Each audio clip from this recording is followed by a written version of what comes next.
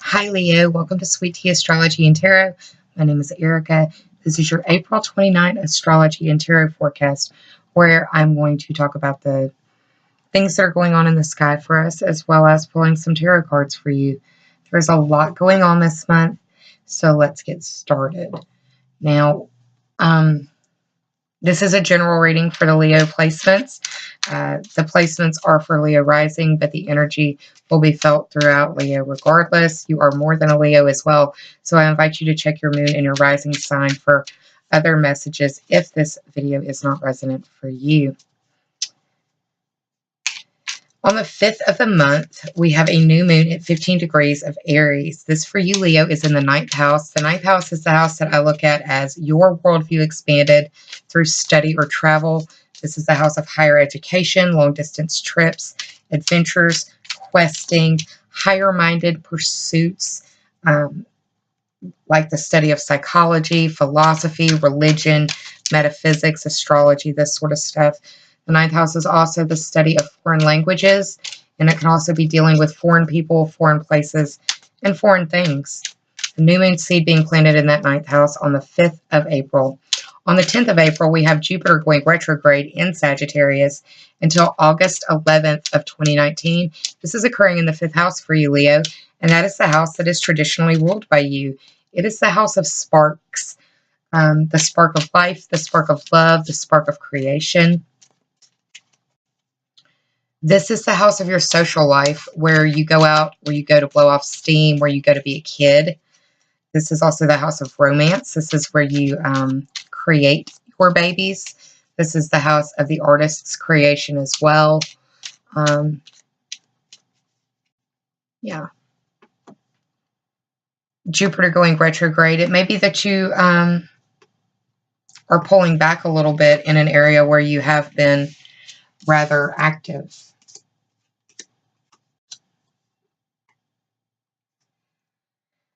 On the 10th of the month, we have the Sun in Aries squaring Saturn and Pluto. Well, on the 10th and the 13th, it's Saturn and Pluto. The 10th, it is Saturn in Capricorn, and on the 13th, it is Pluto in Capricorn. This is a square between your 9th and your 6th houses. A square is seen as aspect of difficulty. There's usually a choice between the two planets, and it can feel like a tug of war between that 9th house where the new moon seed was planted, that higher education, your worldview expanded through study or travel, is squaring the 6th house, traditionally ruled by Virgo, and that is the house of work and health and competency and skills you bring to the services that you provide.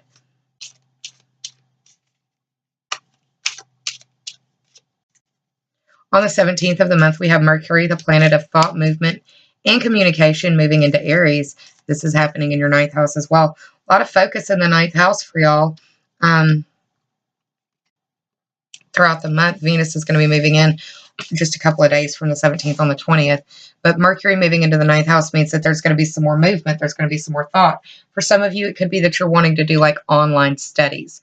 For others of you, it may be that you're actually either thinking about or planning on a long-distance trip, or learning about astrology, metaphysics, and that sort of stuff. Yeah.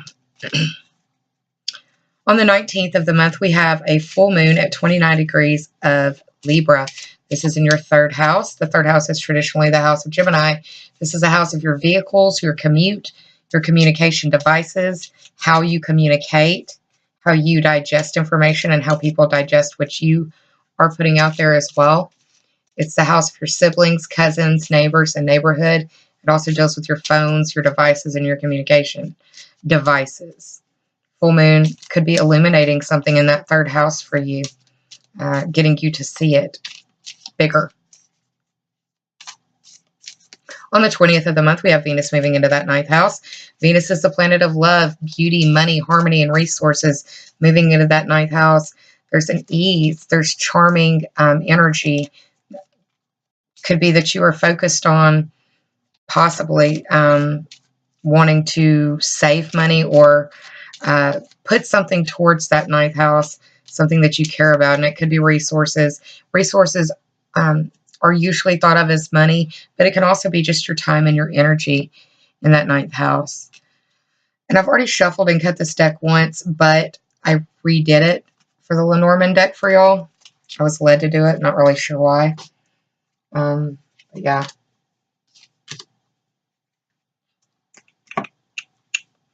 On the 20th as well, we have the sun moving into Taurus. This is your 10th house. The sun, as well as the moon, are spotlights, if you will. In the moonlight, it's a big emphasis. Emotions are usually high in that area. But when it's the sun, it's that spotlight on the stage. And this is the 10th house, where I attribute to the William Shakespeare quote, all the world's a stage. This is a stage that the world approaches you on. It's how they know you through your career, your status and your reputation, and your dealings with authority figures in your world and in your life, the people that you have to answer to, but also being an authority figure in your field of expertise, if that applies to you.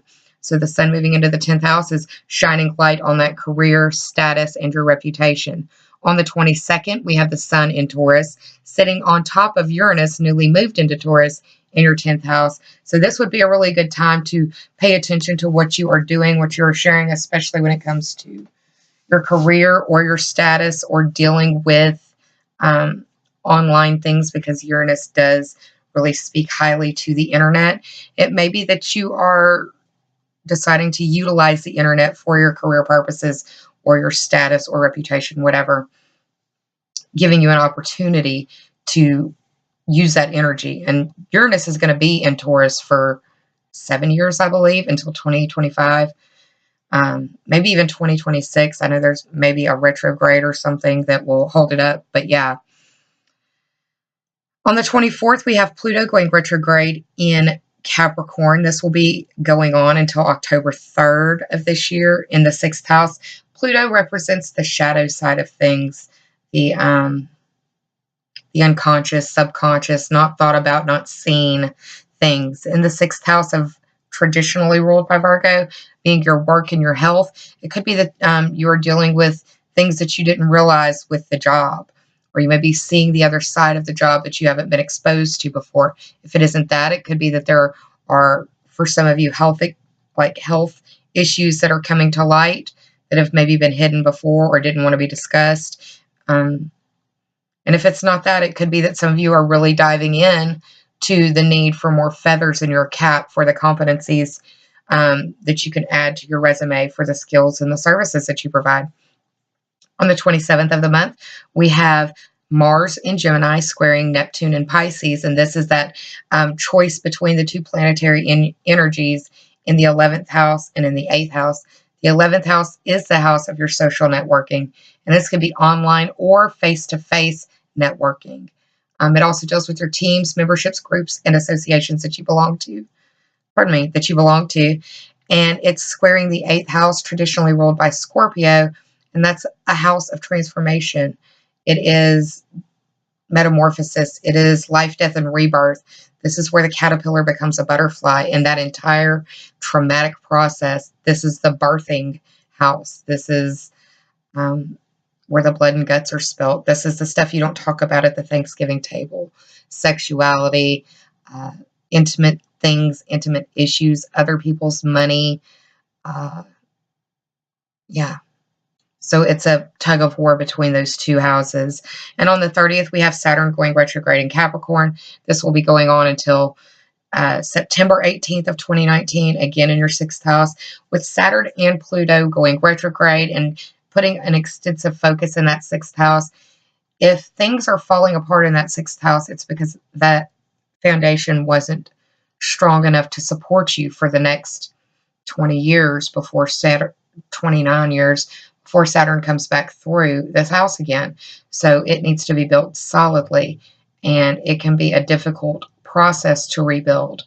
And I mean that physically, I mean that emotionally, I mean that mentally, spiritually, however it applies to you. I see the transit of Saturn and Pluto going through Capricorn as destruction for the sake of reconstruction. In that 6th house of work and health, competencies and skills that you bring to the services that you provide. It's your daily routine. It's your daily agenda. It's your to-do list. It is what you do regularly, daily, to make your life more efficient. It could also be speaking to pets. For some of you, it may be pets. Just really depends on what's going on in your personal chart. And again, this is why I recommend you watching your moon and your rising sign as well to get as much information as possible. So I am shuffling the Spirit Animal Oracle deck by Colette Baron-Reid for the Oracle card for this month. For my Leos.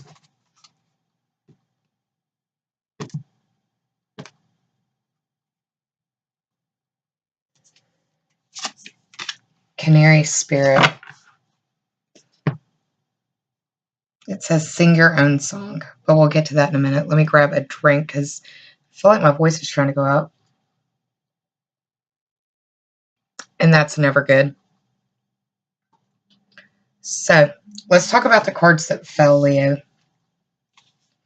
We have the Page of Swords at the underlying theme or overarching energy of the spread. The pages are known for being a messenger or messaging. Pardon me. The pages are also associated with a youthful energy, sometimes playful. The swords are tied to air signs. That's Gemini, Libra, or Aquarius. We are having that full moon in Libra in your third house of communication. The swords also deal with reasoning and logic and the ability to use those. This Page of Swords is an energetic and very curious person or energy that is around you. It is also being playful, not really holding the sword as a means to fight. It looks like they're trying to use it to swing it like it's a bat. Also, the posture is looking back to the past. And it could be that you're looking back and reminiscing. Your memories may not be fully clear or may not be fully representative of the situation because the clouds in the background symbolize for me the fact that there could be some fogginess in the situation, that you're just not able to see it the way that you would have seen it had you been more clear-minded. And that isn't for everybody. That's for some of you. Now, the first card in the top three for clarity, Ace of Pentacles. This is always a really nice card to get. The aces are potential beginning points, could be of manifestation of actual money, but also resources. The Pentacles deal with earth signs. That's Taurus, Virgo, or Capricorn. And the Ace of Pentacles deals with prosperity, manifestation. And I see this as it's like a seed or even the full moon because of the circular nature of what the coins and the pentacles represent. This is something that is coming to you or working its way to you, trying to find you.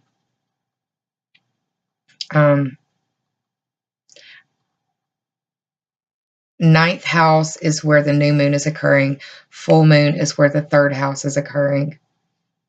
So it could be that there is a means of manifestation through one of those two houses. New moons are great for planting the seed. Full moons are a time of harvesting. So it really depends on what you've been doing as to what would be coming your way and how fast it makes its way to you. Second card in the top three for clarity is the Seven of Cups. The Seven of Cups is tied to water signs, Cancer, Scorpio, or Pisces. The 7 is a number that deals with growth, and it can also speak to the 7th house, but you don't have any direct 7th house planetary energy from what I see in my notes. The 7 of Cups deals with imagination. It can be illusion. It can be delusion. It can be fantasy. It can be dreaming. It can be counting your chickens before your eggs hatch. Because none of these cups are grounded in reality, and you don't really know what's in the cup until you either look in it or tip it over, right? It's also being presented with more than one choice, and it could be being overwhelmed with the options that are laid at your feet. 7, dealing with faith. So keeping the faith is going to be highly recommended when approaching this energy of the cups. But it's not all bad. It doesn't look like it's going to be all bad. It's just like, I don't know how I'm going to do this. I've got too many options. I'm overwhelmed with the decisions that I have to make. And they could be emotionally based decisions. But the third card in the top 3 for clarity is a really nice card to have. It's the 10 of Cups. The 10 is a number that's associated with the theme of completion. You also are dealing with some 10th house energy. Uranus, the planet of rebellion, liberation, individuality, rebelliousness, shocks and surprises, and also electricity and the internet, is showing up at the 20th and the 22nd of the month with the Sun in Taurus, and the Sun in Taurus being conjunct Uranus in Taurus. So it could be that for some of you, your status or your reputation is going up in some way or another, and it makes you feel emotionally validated. I always say this is like being emotionally, being able to stop and enjoy the work of your hand and the emotional riches that it has brought for you. Because this shows the land, the property, the happy kids, and the gratitude of what has happened, what has gone on without, when you see a rainbow, for me, it's something that always comes after the storm, right? So it could be that there has been a situation that has been very rocky, especially emotionally, and you are coming through on the other side, or the people that are surrounding you, it's coming through to the other side. Not a bad thing. 10 of Cups in itself deals with happiness and alignment, and it could be that you are finally finding alignment, Leo. I know that we had a total blood moon lunar eclipse in your sign, I want to say at the end of January, representing, reflection. Again, that was a 0-degree total blood moon lunar eclipse. Again, if my memory is serving correctly. So that was either a reset or a reflection on what has gone on. And it could be that things have really changed since January, but it's for the good. It doesn't look like it's for the bad. You may not know exactly how it's going to end, or you may be approaching April, or even watching this video and saying, I don't know what the hell she's talking about. But coming back towards the end of April, looking back and saying, oh, this is what it was. This was the too many options. This was the illusion. This was the fantasy. This was my imagination running wild. That kind of thing. Now, I also pulled 2 cards for you from the Lenormand deck. This deck is about half the size of the tarot deck, and I find that the messages can be quite salty, so don't shoot the messenger. The bottom card of the Lenormand deck was the Child card, and this is the 13th card of this deck. 1 + 3 is 4, speaking to the 4th house, dealing with family issues, or possibly even looking back at your childhood, or reminiscing on the childhood. The Child card does speak to children, but it also speaks to little and small things as well. Aside from that, we also have the Jack of Spades up here. The Jack of Spades translates to either the Knight or the Page of Swords, and it's interesting that the Page of Swords has shown up here in your reading as well. So it could be that you are dealing with or talking to, if you're a parent, it's your child. If you don't have children, it could be that you're looking back on your childhood, or it could be speaking to situations around the family. Like if you don't have children, maybe your niece, your nephew, that sort of thing, godson, goddaughter. But when I look at the Jack of Spades, when I pair the Page and the Knight together, it's the theme of messengers and messaging, motion and movement. It also is about being opinionated, hasty, curious, and energetic, which are all very thematic of what a little kid would be, or what a child would be. So, yeah. And the top of the Lenormand deck, you got the Rider card. And this is the first card of the Lenormand deck. The Rider is a messenger riding in on the horse. So it could be that there needs to be some communication occurring between you and another person, especially. It seems like there's a need for the discussion so that you can get to the happiness and alignment. And it may require a curious and energetic energy to be able to come to a resolution. A writer brings a message dealing with news or messages. So in April, we'll have just been on the other side of Mercury retrograde. It started at 29 degrees of Pisces. It went all the way back to 16 degrees, and we'll have to clear its post-retrograde shadow, and you will be fully out of that energy by the 17th of April because Mercury is moving into Aries, a totally different sign. So you may want to check your spam folder. You may want to check your junk mail folder. You may want to check your junk mail because there's something that needs to find you. A message is trying to make its way to you, and it's like you missed it the first go around possibly. Another delineation that we can take from this card is the Nine of Hearts. That would translate to the Nine of Cups in the Rider-Waite Tarot. The number 9 deals with fruition, and the Cups are, again, water sign energy, Cancer, Scorpio, or Pisces. The Nine of Cups is traditionally seen as, or many readers read it as, the wish card. I see him as a happy collector or businessman who has more than what he needs. But the posture of the card is a portly gentleman sitting with his arms crossed, looking rather pleased with himself and the collection he has amassed. So it could be that you are getting messages about either wanting to distribute or being a distributor, or possibly like a business endeavor of some sort. Or it could be that you are receiving some sort of money that you didn't think was going to come to you, but has, because you brought it back up, or now you're ready for it, where before maybe it missed you because you weren't ready for it. So pay attention to the opportunities that are coming your way, and you may receive some messages from a child or through childlike means as well. And the messaging is a big thing because of, well, the full moon is in the 3rd house, the house of communication. The oracle card that you got is the Canary spirit card, and it says to sing your own song. Whenever I see canaries, I also think of that that phrase, canary in a coal mine. Don't be the canary in the coal mine, and pay attention if there is a canary in the coal mine.